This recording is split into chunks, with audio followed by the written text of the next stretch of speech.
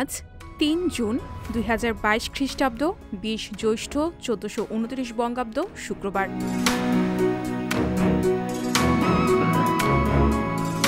১৯৪০ সালের ৩ জুনের এই দিনে জার্মান বিমান বাহিনী ফ্রান্সের রাজধানী প্যারিসের উপর বোমাবর্ষণ শুরু করে।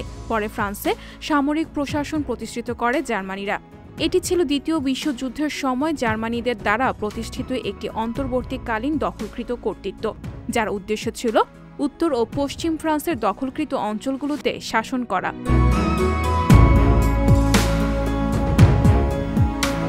১৯৪০ সালে ৩ জুন ব্রিটিশ শাসনের হাত থেকে স্বাধীনতা লাভ করে সিঙ্গাপুর।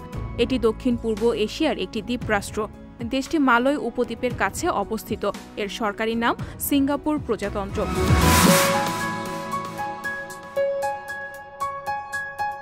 ১৯৪৯ সালের ৩ জুন আওয়ামী মুসলিম লীগ প্রতিষ্ঠিত হয়।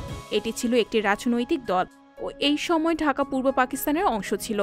মুসলিম লীগেরই একটি অংশ নিয়ে হোসেন শহীদ সোহরাওয়ার্দী, আব্দুল হামিদ খান ভাসানী, শামসুল হক, শেখ মুজিবুর রহমান এই রাজনৈতিক দলটি প্রতিষ্ঠা করেন। পাকিস্তানে ক্ষমতাসীন মুসলিম লীগের বাংলা বিকল্প হিসাবে প্রতিষ্ঠিত হয়েছিল আওয়ামী মুসলিম লীগ।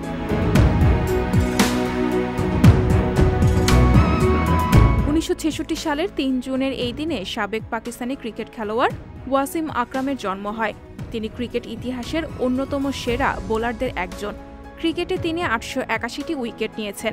তিনি সর্বোচ্চ উইকেট শিকারী বিশ্ব রেকর্ডধারীর একজন তিনি।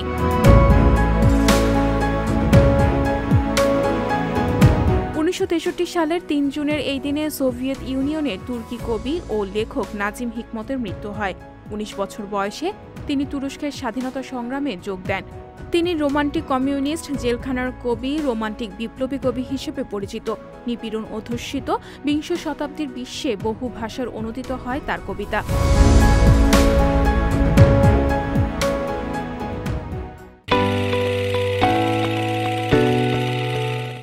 সংবাদ, ফিচার ও অনুষ্ঠানের জন্য ভিজিট করুন সংবাদ প্রকাশের ওয়েবসাইট এবং যুক্ত থাকুন ফেসবুক পেজ ও ইউটিউব চ্যানেলের সঙ্গে।